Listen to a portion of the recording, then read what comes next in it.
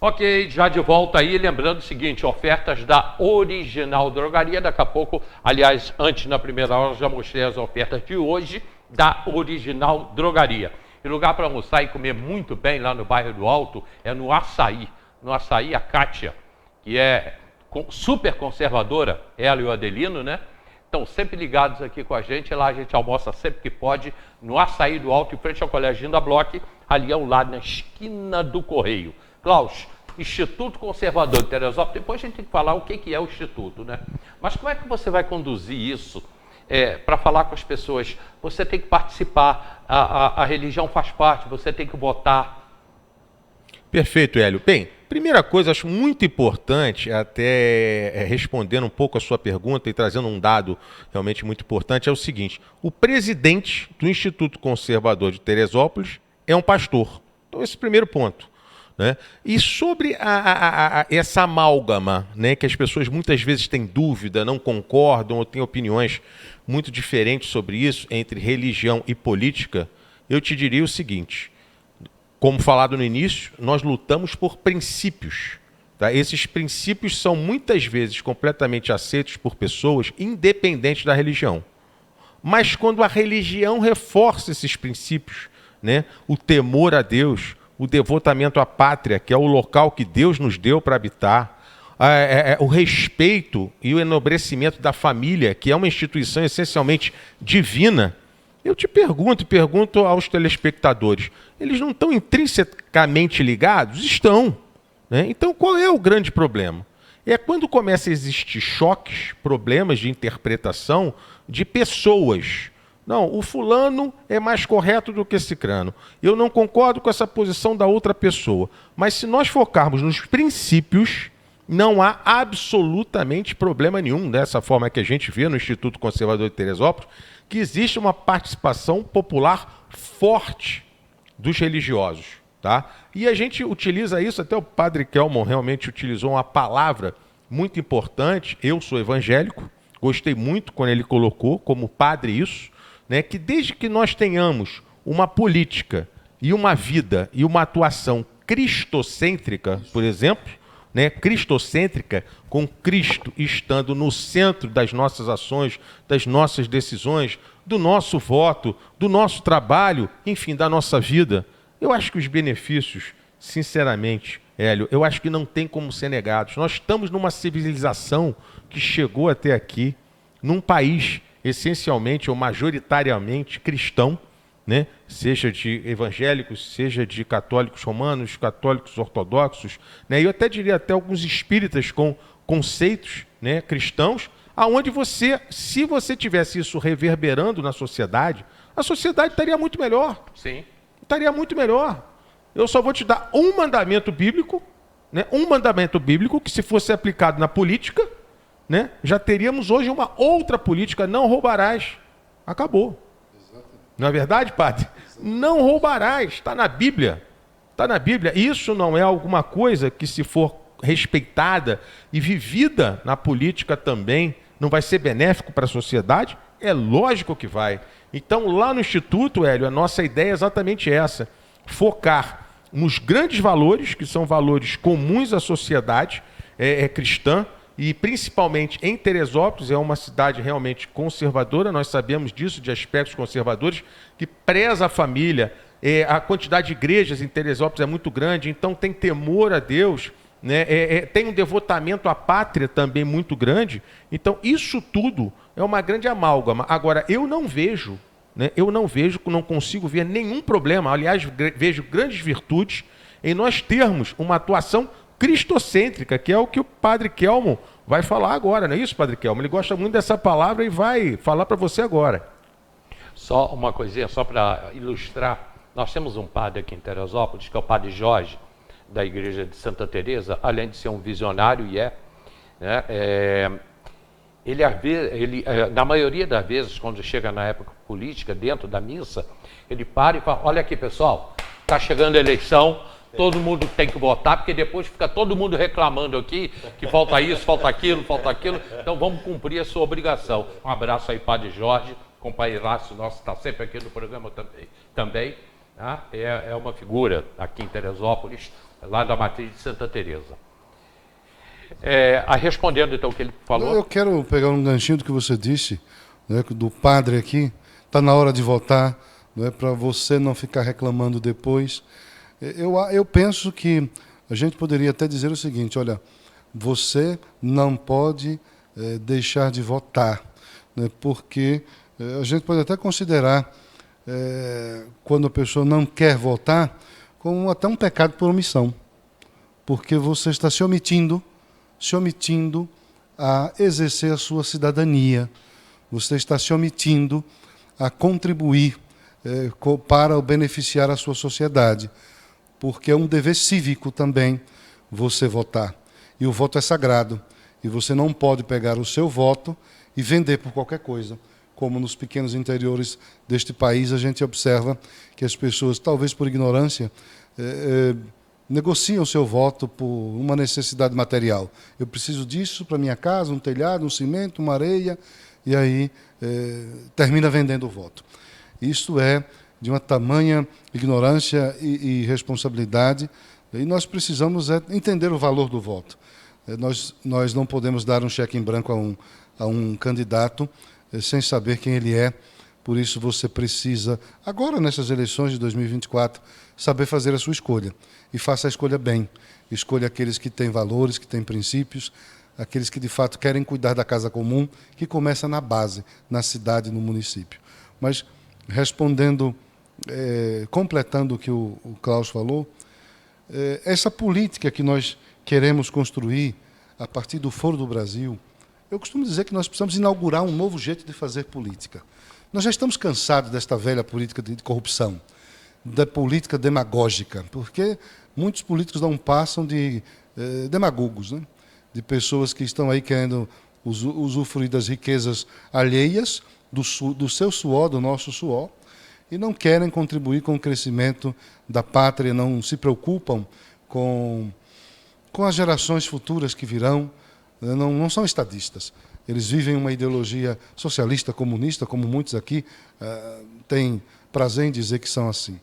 Então, nós queremos, através do Foro do Brasil, dizer, mostrar, empreender esse novo jeito de se fazer política, mas uma política voltada para o cristocentrismo. E vocês podem se perguntar, mas padre, o senhor está querendo fazer da política algo tão religioso? E eu responderia não. Nós queremos levar para a política aquilo que está faltando nela. Os valores e os princípios, como eu disse no primeiro bloco, os valores e os princípios que estão presentes na fonte. E a fonte desses valores é Cristo, é Deus. Então Jesus é a fonte destes valores, destes princípios. E uma vida política cristocêntrica fará com que este político se inspire, tome as suas decisões, né? Crie as suas leis, façam as suas votações, sempre pensando como faria o Cristo. E antes de tomar qualquer decisão, ele vai simplesmente analisar à luz do Cristo para saber se isso vai favorecer, beneficiar aquele eleitor que votou nele. Por quê? Porque Cristo é o maior exemplo que todo homem e que todo político deveria ter. Nós devemos ter em Cristo, nas fases da sua vida, fazer as interpretações de tudo que ele fez e falou, também à luz da política. Porque é um homem extremamente político. E nós, por exemplo, ele uma vez, estando por aqui, neste mundo, disse, quando estavam as crianças querendo se aproximar dele e os adultos não permitiam, não deixavam. O que é que ele responde? O que é que ele diz? Deixai vir a mim as criancinhas. Ou seja, deixe com que elas se aproximem de mim. Eu estou aqui para todos, para os adultos, para as crianças. Eles, em primeiro lugar, porque são indefesos, porque precisam de atenção e de cuidado. Desta fase da vida do Cristo, qual é o exemplo que a gente pode tirar para a prática política? olha, nós precisamos cuidar melhor das nossas crianças, nós precisamos oferecer às nossas crianças uma atenção superior aos adultos, porque eles são indefesos e estão em fase de preparação, de transformação da sua mente, do seu corpo, e precisam de uma escola de qualidade, por exemplo. Precisamos investir na escola de base, onde a nossa criança ela seja bem preparada para a vida de adolescente, para a vida de jovem e para a vida futura. Uma vez, Jesus estava caminhando e uma mulher foi surpreendida em adultério, e muitos outros homens se aproximaram com pedras nas mãos e queriam apedrejá-la. E essa mulher, ali envergonhada, cabisbaixa, Jesus olha para aqueles homens e diz: olha, se vocês não têm pecados, então atirem a primeira pedra nesta mulher. Nenhum destes homens teve a coragem, derrubaram as pedras e foram embora. Jesus olhou para aquela mulher e disse: mulher, olha, vê, não tem mais ninguém aqui, ninguém te condenou, eu também não vou te condenar. Porém, vá e não peque mais. O que a gente pode tirar deste ato, desta vida de Jesus, para as práticas políticas? Nós podemos ver o que nós podemos fazer pelo cuidado com as mulheres, né? Cuidar das políticas públicas voltadas para a mulher. A mulher precisa de atenção, de carinho, de zelo, principalmente aquelas que estão grávidas, aquelas que precisam de amparo, né? Aquelas que muitas vezes engravidaram de uma forma talvez indesejada, né? E outros estão criticando, condenando, julgando, até mesmo a família. Um pai um pouco mais severo condena, quer tirar a filha até de casa porque está grávida. Ao invés de tirar o filho, abortar essa criança, que é uma vida, né? E mesmo que seja fruto de um ato de estupro, mas é uma vida que está dentro do ventre daquela mãe e que não tem culpa, ela nem imagina que está ali naquele ventre como fruto de um estupro. Então, esse é um ser humano que está dentro de outro ser humano, indefeso. O que é que essa política de Jesus vai nos ensinar? Que nós precisamos cuidar desta mãe, cuidar desta criança, que nós precisamos ajudar a estas outras pessoas que condenam e que julgam a serem mais humanos. Aí vem os direitos humanos para orientar, né, que nós devemos acolher melhor, servir melhor, cuidar melhor uns dos outros, porque somos todos humanos. Então, eu só estou dando esses exemplos para que vocês percebam que ler a Bíblia, ela é muito atual, e que Jesus é um político nato, porque todas as suas parábolas, todas as suas ações são gestos políticos, que servem para todos os políticos que estão em partidos tomarem como exemplo, e tomando como exemplo à luz de como agia o Cristo, à luz de como fez o Cristo, também fazer na nossa sociedade. Por isso é a política cristocêntrica, olhar como faria Jesus, como fez Jesus. Por exemplo, nós estamos aí com uma tentativa, né? Pelo menos graças a Deus caiu a ficha e viu que o povo brasileiro é um povo conservador. Quiseram ontem aprovar o aborto de criança com 9 meses. Aí coloca, em caso de estupro, mas é assassinato, é violência, é diabólico. Um ser humano que é imagem e semelhança de Deus, porque nós somos isto. Nós não somos gato, nem cachorro, nem gato, nem cobra, nem barata. Nós somos humanos. E humanos feitos à imagem e semelhança do Criador.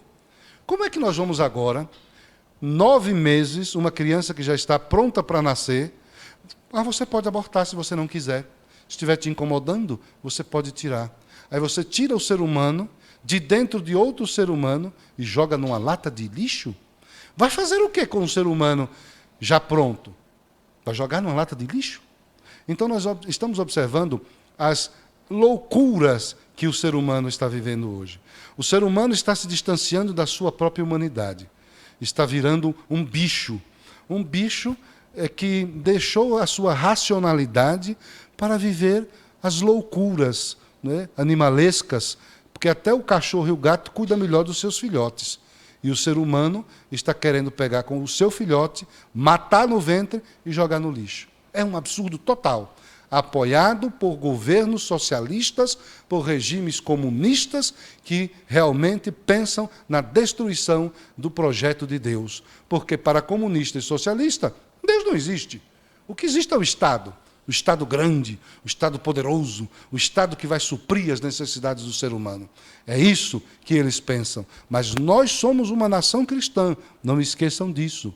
Nós somos uma nação cristã e, como nação cristã, nós precisamos nos unir, reivindicar e ficar firmes diante desses energúmenos, desses cidadãos que desconhecem a beleza da vida, desconhecem o valor que Deus nos dá, para que a gente possa enfrentá-los. Enfrentá-los com argumentos, enfrentá-los com o voto, retirando essa gente dos projetos de poderes e colocando outras pessoas com uma cabeça cristã, com uma prática cristocêntrica, para de fato transformar a sociedade.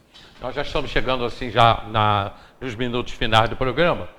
E lembrando que amanhã a participação aqui no programa do Dr. Guilherme. Não está confirmado ainda, ele ainda não me confirmou, mas hoje à tarde ele já vai confirmar isso para a gente. Ou não, mas aí você vai saber aí na tardinha da TV.